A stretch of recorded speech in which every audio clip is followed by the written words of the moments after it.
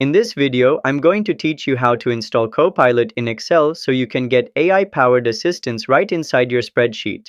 Whether you're managing data or doing financial analysis, Copilot can save you tons of time. Let's get started.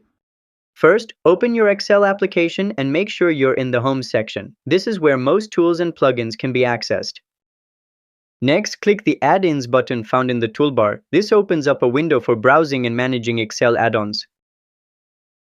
Then select More Add-ins to open the Microsoft AppSource Marketplace, where you can find a wide range of integrations.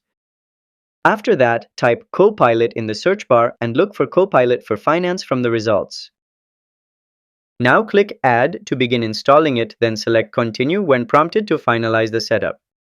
Once installed, you'll now see Copilot for Finance appear in your Home section, ready to help you with intelligent insights and automation. And that's how to install Copilot in Excel and boost your productivity.